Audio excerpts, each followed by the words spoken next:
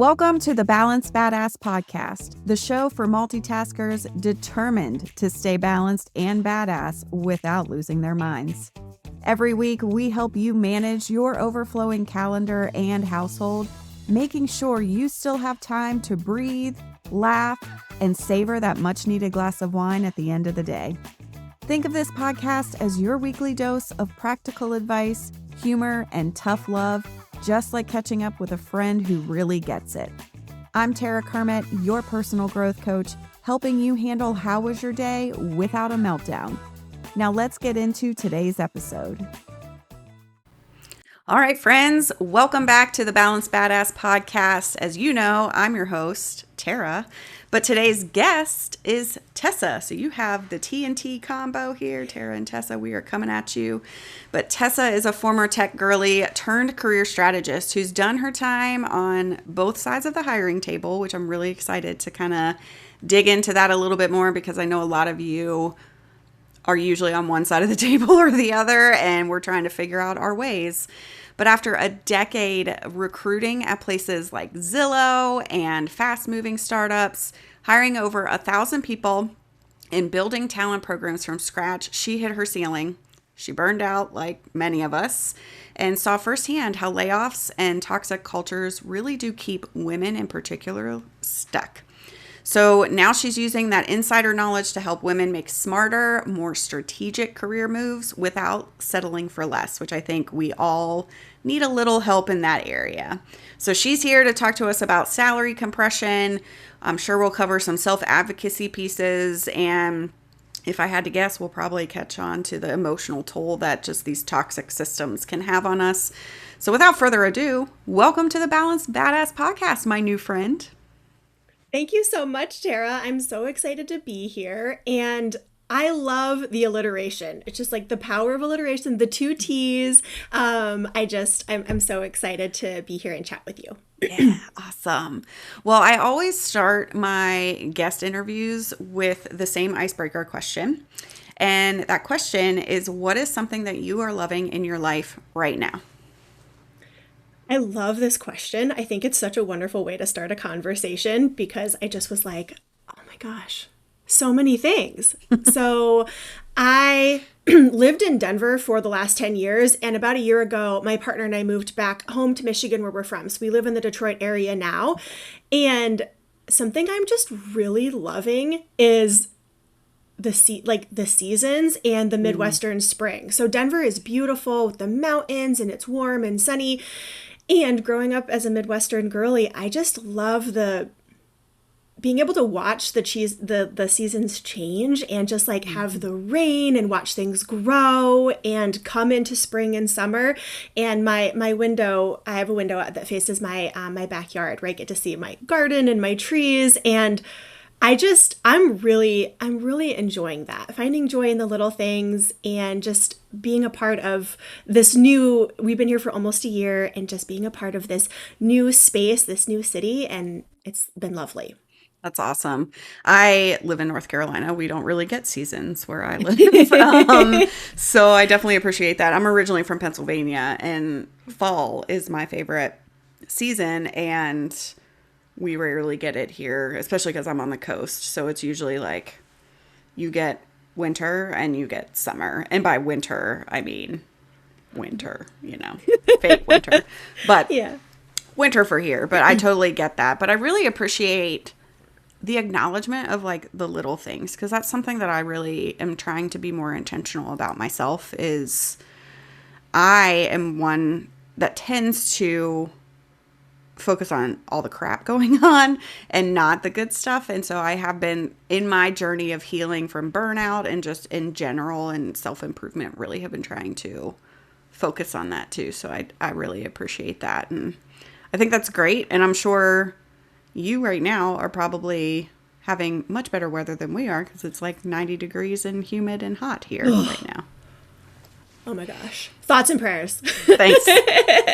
The one good thing about having knee surgery is that I don't really go out and about too much right now. So at least I don't have to deal with that right now.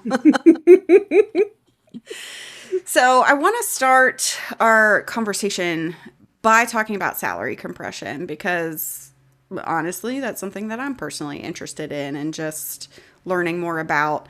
So my question for you is, how does it actually show up, and what are some smart strategic moves that someone can make to get out of it without completely blowing up their career? Because a lot of times I'm working with folks that may not have the means to leave, but they know that they're worth more and deserve more. How do they do that? How do they go through that process to make more strategic moves?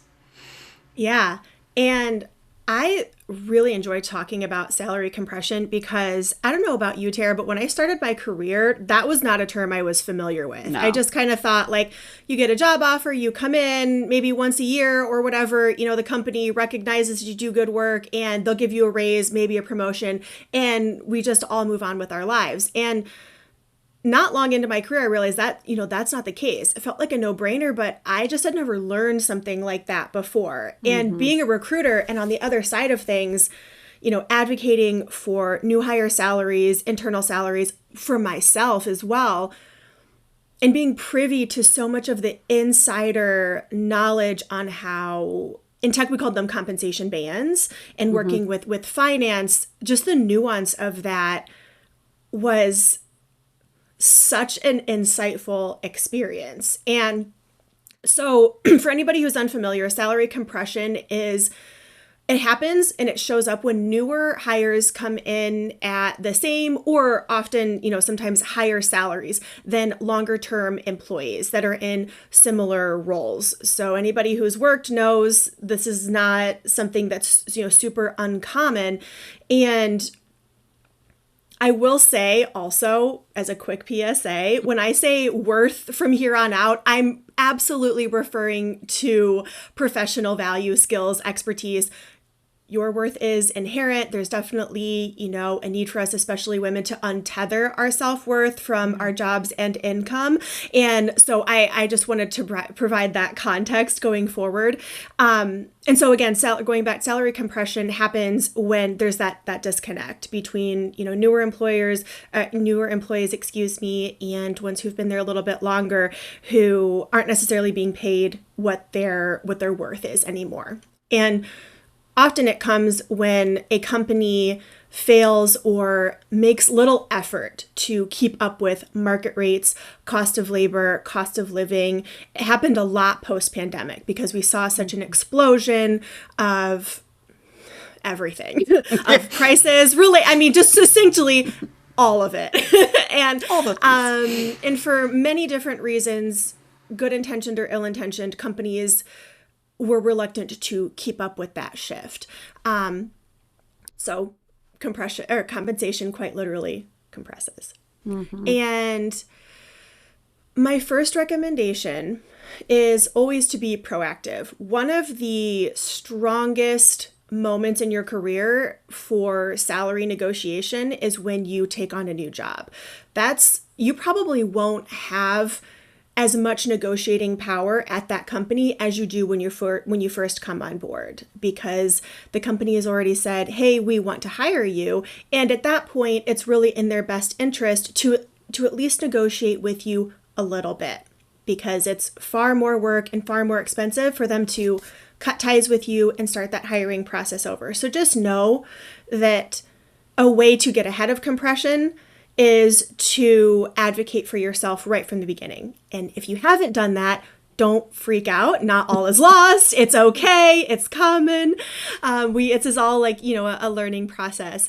And so in that case, I would recommend for folks to, at this point moving forward, to really start taking ownership of their career, especially in today's climate where, as I'm sure you've seen, Tara, it is more volatile than I've ever seen. There's a lot less loyalty between companies, corporations, and their employees. And so that ownership really does fall on us more. And what I mean by that is just to not leave it up, to the company or your leader to just recognize you're doing well and keep track of all of those things and hand deliver those salary increases and promotions and recognition out of the blue that you definitely deserve.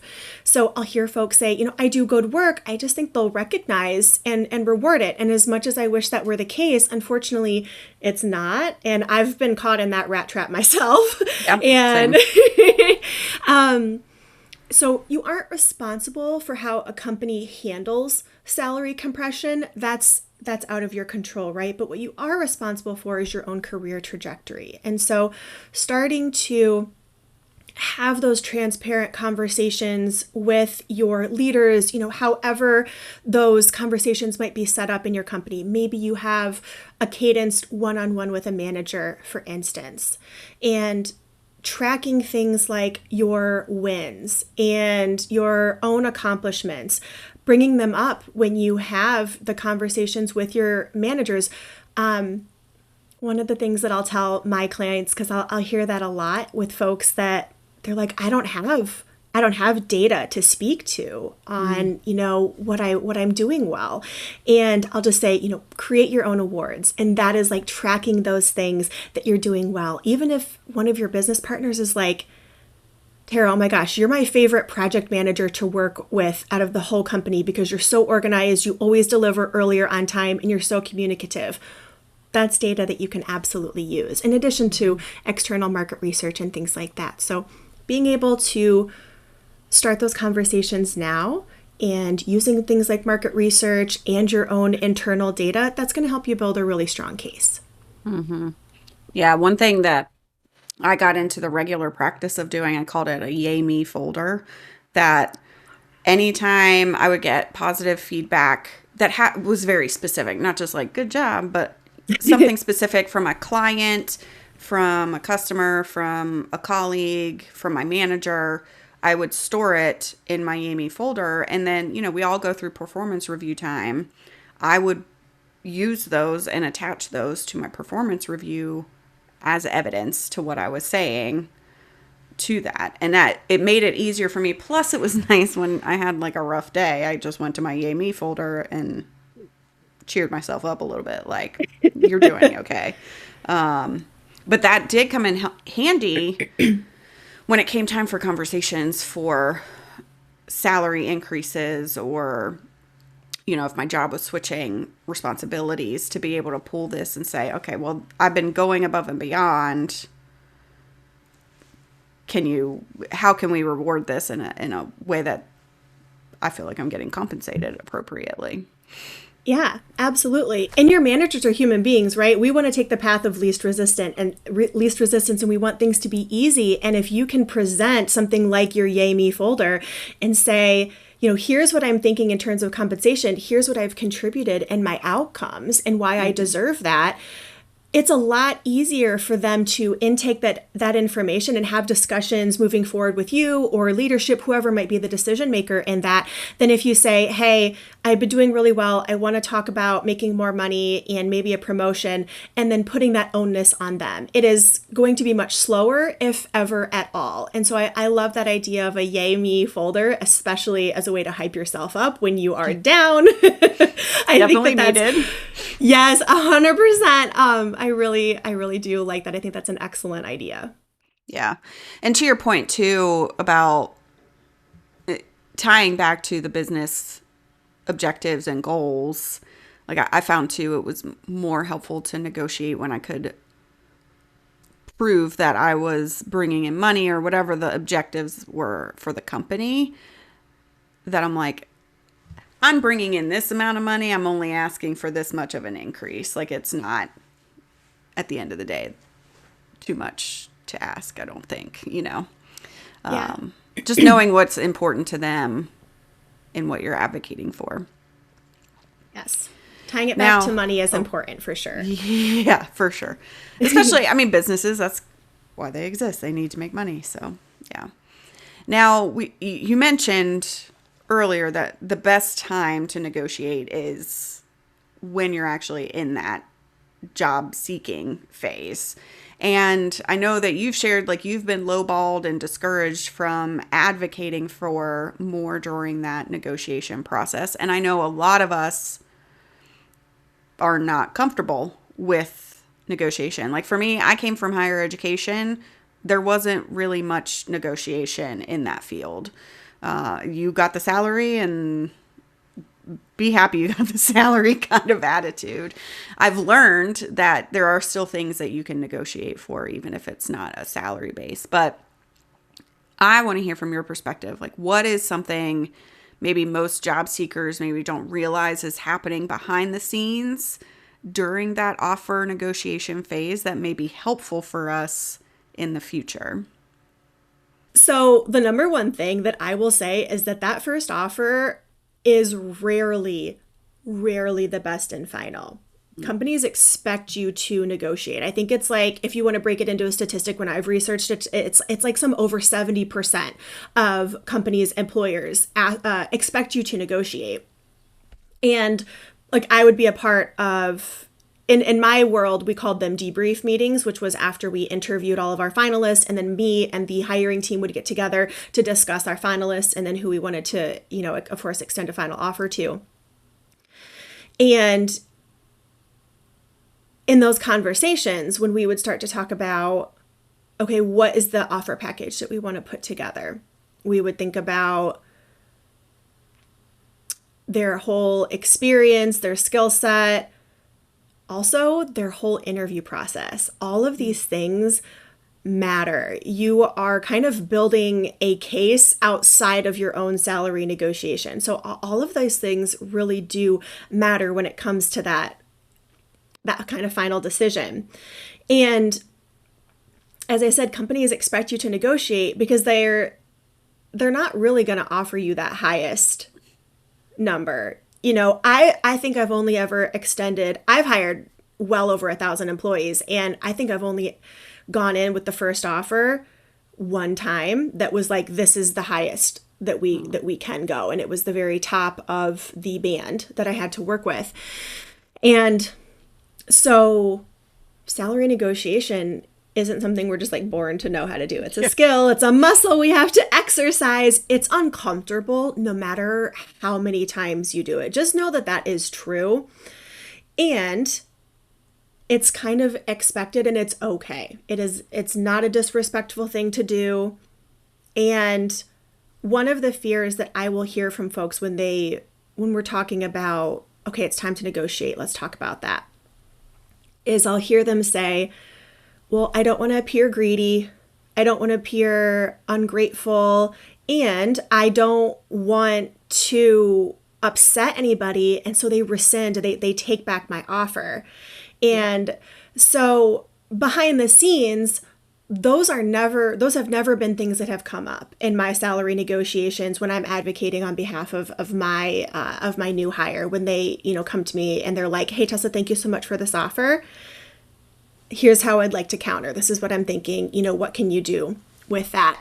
And I can't really think of any time where I've gone back to a hiring manager or to a leader, another decision maker, and said, okay, here's what they said. They want to negotiate. It's expected. So they're kind of expecting it.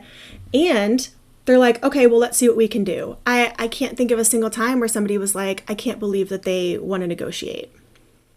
So it's more of these fears that we have, which are valid, and you absolutely, have ability to do that. One of the second things I would say is that those offers are rarely about, they're not always about what you are worth or what is fair.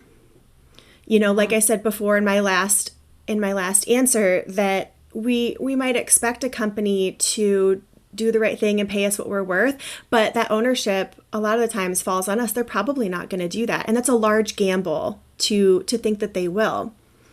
And so by asking for, by presenting yourself in your interview, and throughout your communication, and then going into a salary negotiation very clearly and being prepared and professionally, then you're much more likely to get that salary that you're looking for, because they're going to see that that additional value in that you bring to the table. So it's a lot less likely that they're going to give that to you if you don't ask. And again, it's just not always about what's fair. They may not even know. They might not even have a finance team who's feeding them this data. And so it's much more likely that you will get the negotiation that you want when you come to the table with that preparation. Mm-hmm. I'm curious too, from your experience, have you seen like a good way to negotiate from a candidate and maybe a not recommended way to negotiate?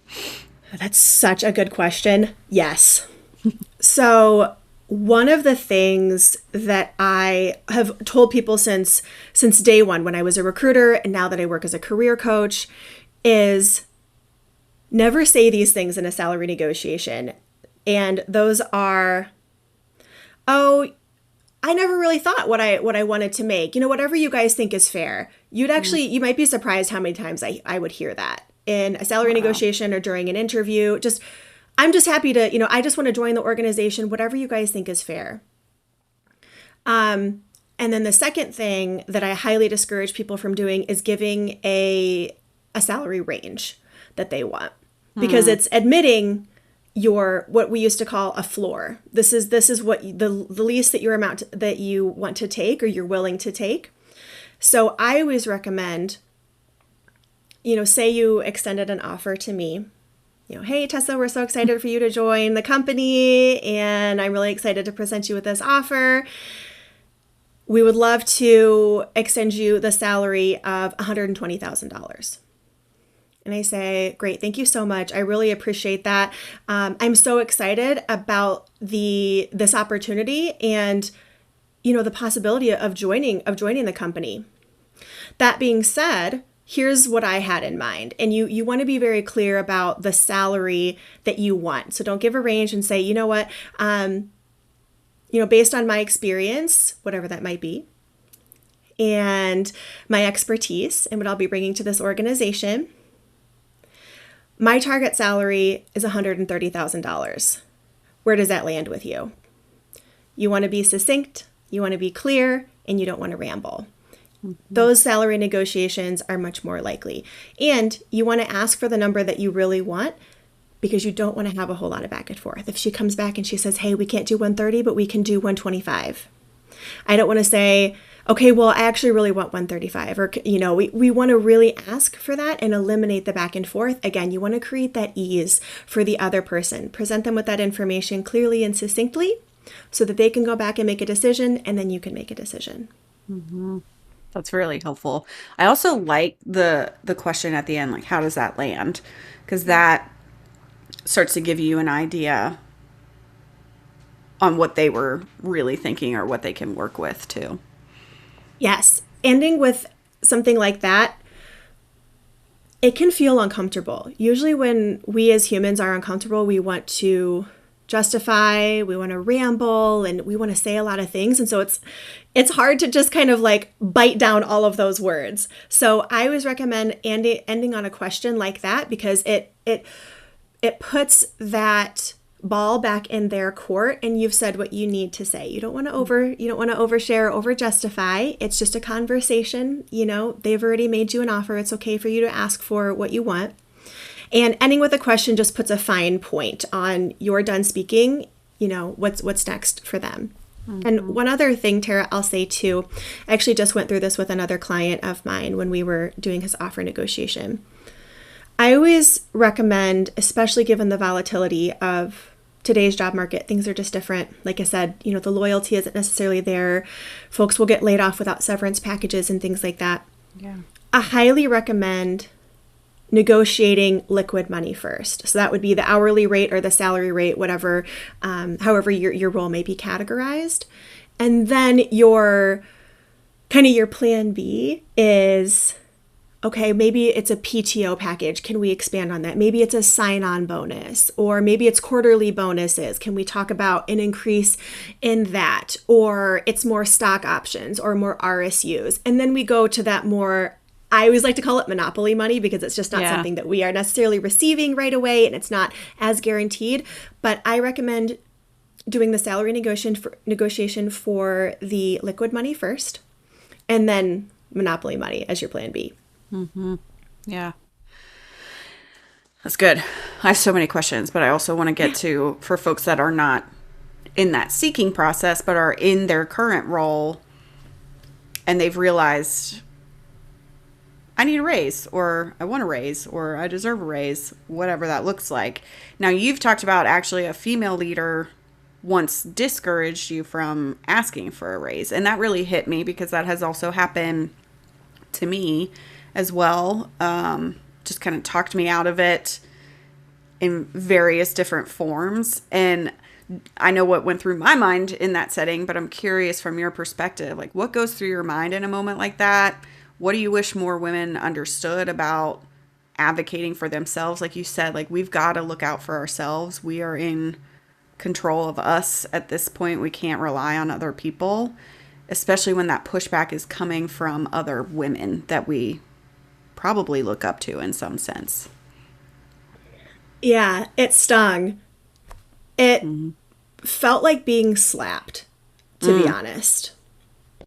I remember the conversation. I was sitting in a conference room and she was virtual. She was on the screen. And I remember just like internally recoiling at her response. She'd been a mentor of mine, someone who had encouraged not only me, but our team, who were primarily women, to self-advocate and ask for more. But damn it, Tara, if no one can tear you down or harm you more than a woman you thought was in your corner. Yeah. It just really sucked. And, you know, unfortunately, some women do still subscribe to that mentality that what's good for me is not good for thee. As in, I want you to do well, but not exceed me or in a way that is threatening to me, because there's only so much room for women at the top. You know, it's an older mentality. And in a way, I have a certain level of compassion for women who feel that way, because there's a reason for it, which of course is another conversation. And what I would say to women who have gone through an experience like that, because it hurts more when it's another woman. It just does.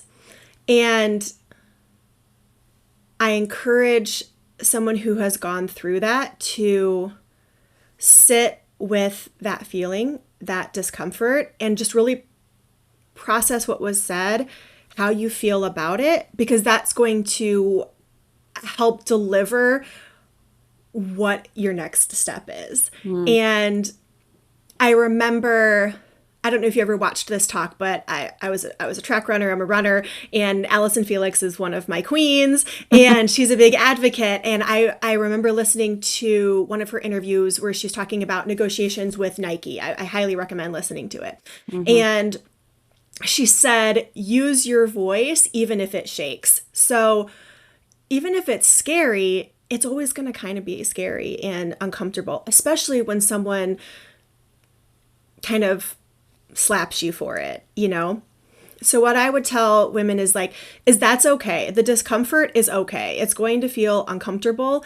Just because someone pushed you down for it doesn't mean you're incorrect or that you should feel ashamed for that conversation. You are going to ruffle feathers. It's going to make some folks uncomfortable. You know, women, especially when we step into our power and we use our voice, that's not going to sit well with everybody. People might question you and your motives, if you're worthy, deserving, or they might even just try to shove you back down to the status quo. And that's a lot of the times, in my experience, that's what happened. And those are not your people. I think it's important to have those experiences because we learn how to bounce back from them. We learn how to be better leaders ourselves. It's a growth experience and nothing more. It's not a reflection on your worth. And so I would encourage you, take that experience, use it for what it is, which is for learning. Don't internalize that shame, and find your people, the people who empower you, not just, yes people, but people who are going to be really in your corner and to play devil's advocate and who are going to advocate for you, because that's really, really important.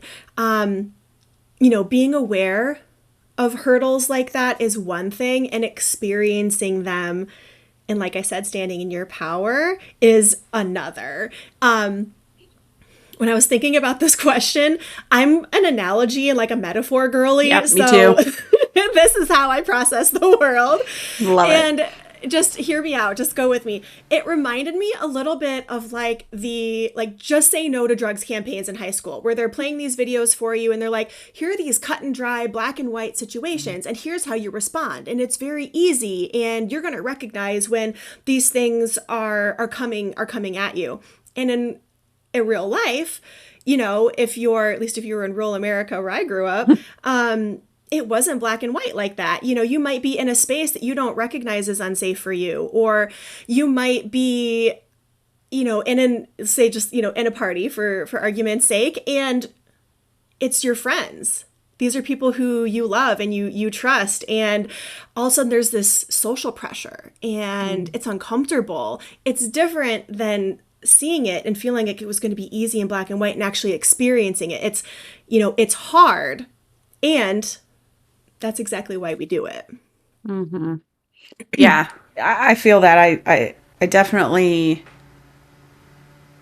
a lot of times people say, stand up for yourself. I mean, I talk about it all the time. Like, I talk about agency and where do you have agency and what levers can you pull that, at least with the burnout setting, like that gives you some control back and in those kind of situations. But yeah, it's one thing to talk about it. It's another thing to live it and do it and experience it. But to your point earlier, like, it is a skill. All of this is, this negotiation, this voicing and self-advocacy, that's all a skill that we can build and grow. And the more you do it, the more comfortable you become. And I think it's about finding the right people, like you said, finding the right support system too. And these moments where you have someone that slaps you in the face essentially and surprises you, it sucks in the moment, but it is good for learning moving forward. Yeah, absolutely. Those conversations are always going to be tough. Like I said, it's like when you start working out, for instance, like doing new exercise, lifting weights, it's like the exercises don't get easier. You just get stronger. You become more resilient. You develop that thicker skin and that endurance that is necessary. And, by the way, I kept pushing for a promotion and a raise. Those conversations didn't stop. It was harder because like I said, I recoiled a little bit. The company did not close my compression gap, but through self-advocating, consistent conversations with my leaders and HR, I was able to increase my salary. I did the math on it by nearly 45% over 3.5 years. And then later that year, I took another position and I increased my salary by another 72%. Wow. So having those tough conversations, feeling that discomfort is important, because those conversations are always going to be uncomfortable, and it's just exercising that muscle. It will come to fruition, as you continue to exercise it. Yeah.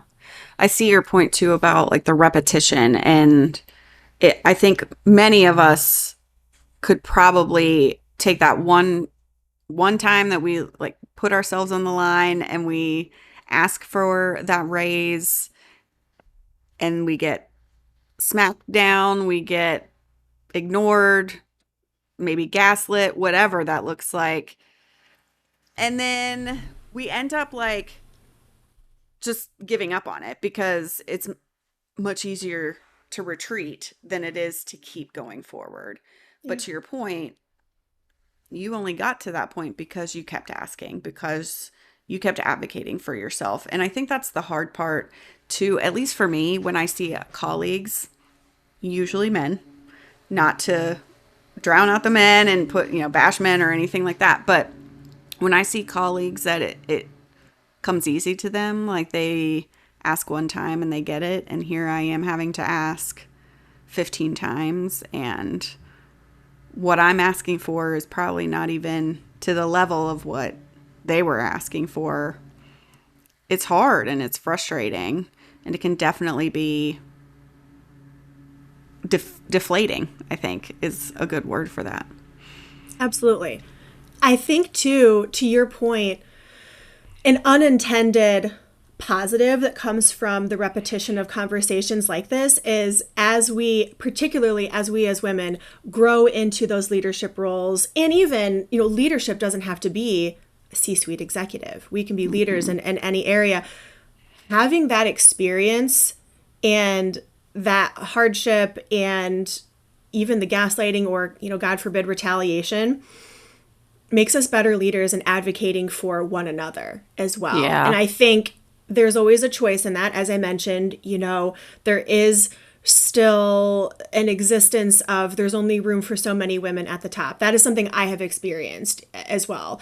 And it really sucks. And so making the choice to, go left when you easily could have gone right is a much more productive way to use that experience. It's like, I knew what this was like and it sucked. You better believe when it came time for me to advocate for my candidates and other women on my team, that I went to the mat for them because I understood what that meant, that bravery, and what that felt like, and the negative repercussions of salary compression, because it is personal. These are our livelihoods. This is the labor that we're contributing to a company that's making money. Make no mistake, as much as these, corporations want us to buy into the mission, the innovation, the culture, all of these things, they are not in business for completely altruistic reasons, and neither should you be. So we contribute labor, and that labor deserves to be compensated. And so I think thinking of it like that softens the blow of that self-advocacy when it starts to feel a little bit harder. Yeah. I think it just makes it a little bit more transactional in a way that you can kind of see it.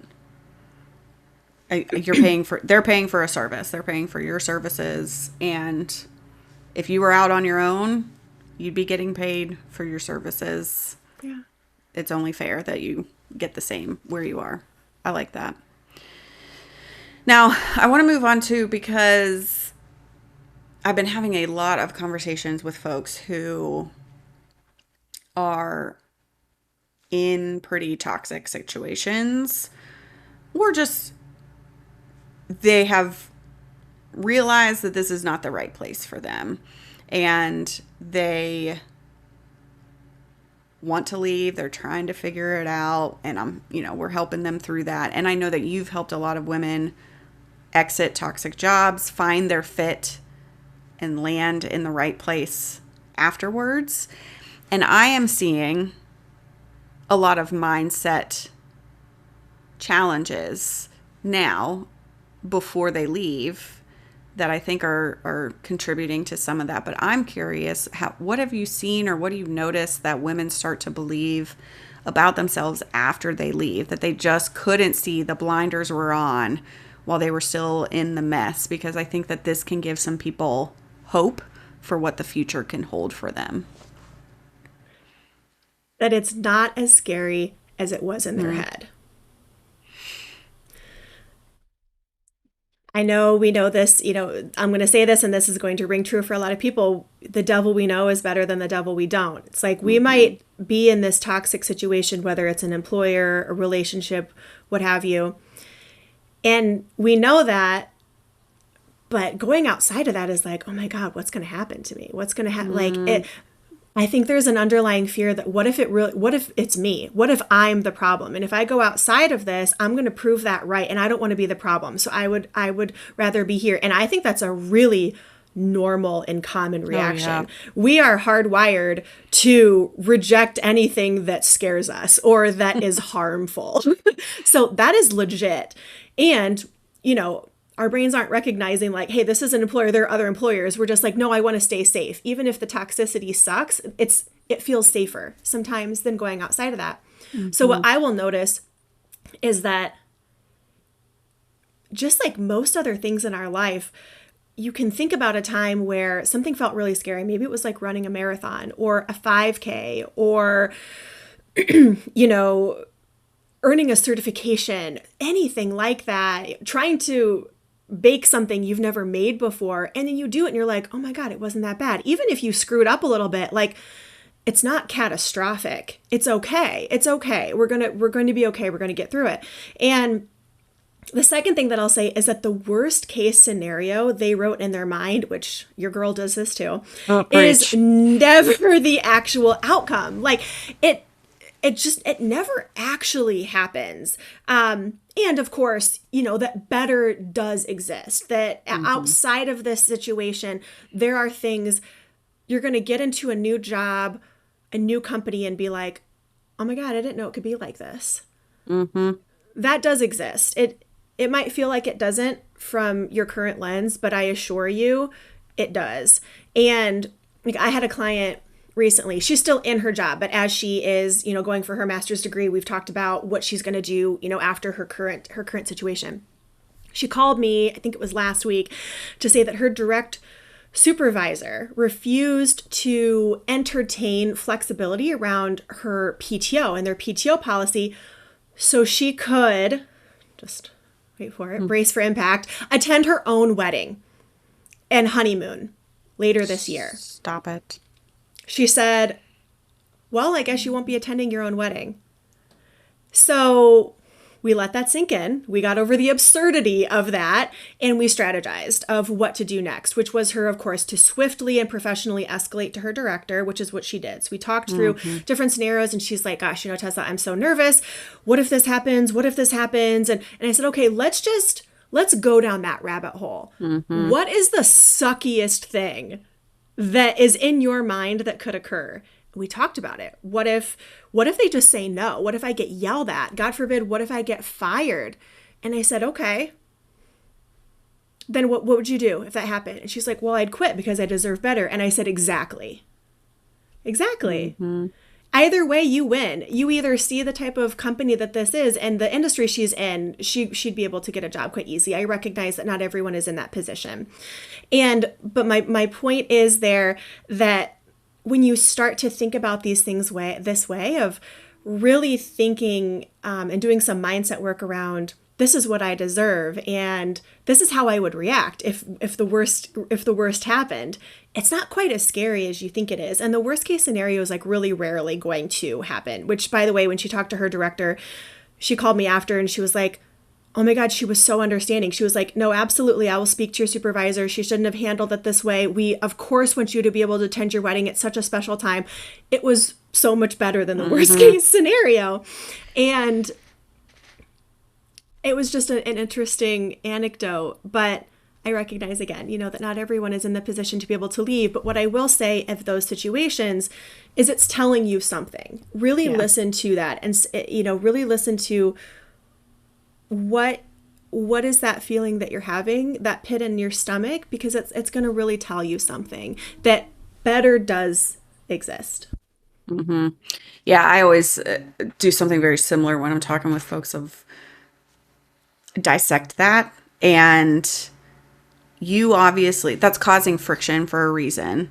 And in your heart of hearts that something better is out there, because otherwise this wouldn't cause friction.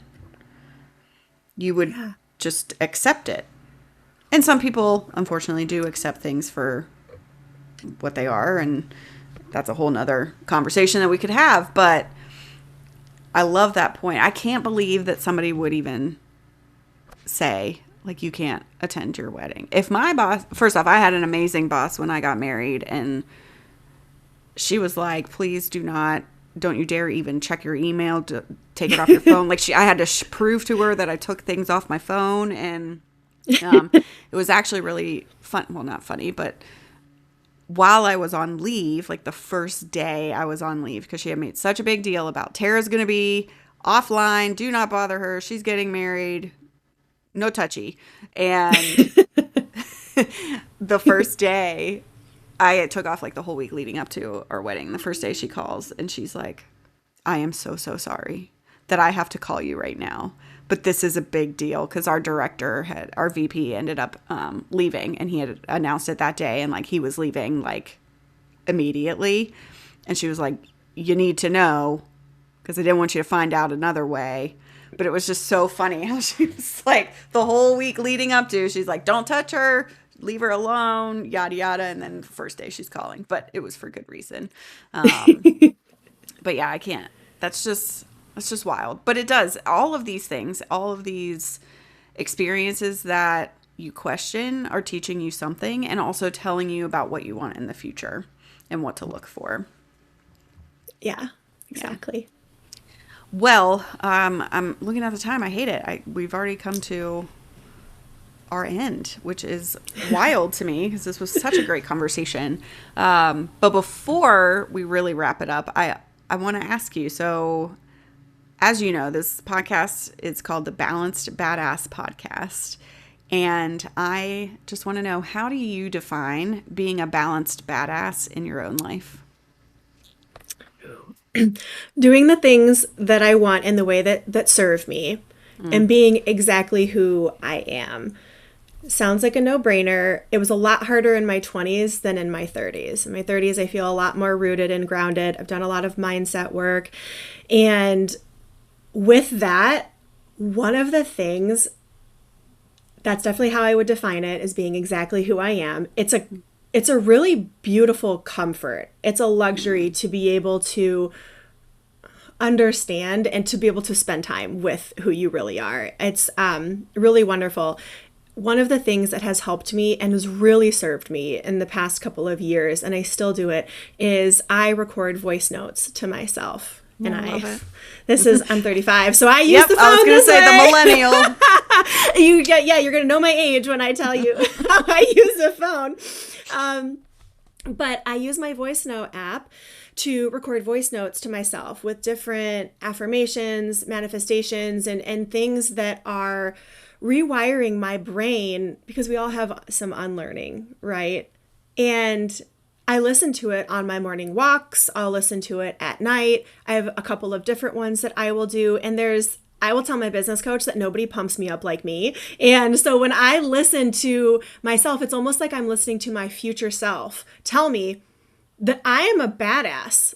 Like I'm great and I'm going to be okay. It's something comfort. It's almost like having a big sister. And that is something that has really served me in not only my professional life, but certainly being an entrepreneur and being a professional woman. I love that. And yes, you are a badass. So thank you. I'm glad that you are telling yourself that. As much as we need to advocate for ourselves, we also need to advocate to ourselves and remember that we need to hear our own voice in a positive light. I think a lot of us hear our own voice in more of a negative light, but spending and flexing that muscle to really bring that voice to the forefront is so important. So thank you for sharing that. That's amazing. Absolutely. Yeah. You know, you have taught us a lot today. You've taught us a little bit about self-advocacy and, you know, how the whole process works with hiring and what to consider, and that we don't need to wait for someone to give us permission, but sometimes we are going to have to be persistent in asking for what we know we want and what we deserve. And I appreciate you sharing your story, sharing your knowledge. And, you know, I'm sure folks are going to want to stay in touch with you beyond just this episode. So Tessa, how can folks stay connected with you after listening to the episode? Where can they find you? Yes. So I am on LinkedIn for sure. You can connect and follow me on LinkedIn. I'm always posting tons of tips and strategies, especially around salary and advocating, because it's just my passion. And I'm also, your girl is creating a business TikTok. So I will be on the TikTok probably in the next week or so. So you'll start to see some stuff from me there. Again, just look for Tessa Grashuis. It's not a very common name, so you should be able to find me. But feel free to shoot me a DM, connect with me on LinkedIn. I would just love to hear from you. Awesome. Thank you so much, Tessa. Folks listening, I will have all the links to all the things in the show notes so that way you can easily access it. I really do appreciate you being here and for doing the work that you do and for reminding us that we don't need to shrink to be successful and to be who we are and to be our fullest authentic selves. So I really do appreciate your time with us. Absolutely. This was wonderful, Tara. Thank you. Awesome. Well, listeners, we are going to wrap things up. And once again, thank you for being here. Thank you for doing the work and for listening. And just remember to stay balanced, stay badass, and always make good choices. I'll catch you next time. Thanks for hanging out with me on the Balanced Badass podcast. I hope today's episode brought you a little more balance and a lot more badass in your day. If you enjoyed this episode, be sure to subscribe, share it with a friend, and leave a review. Your support helps more multitaskers like you find the show, and I'd really appreciate it. Until next time, take care of yourself and make good choices, friend. I'll catch you next week.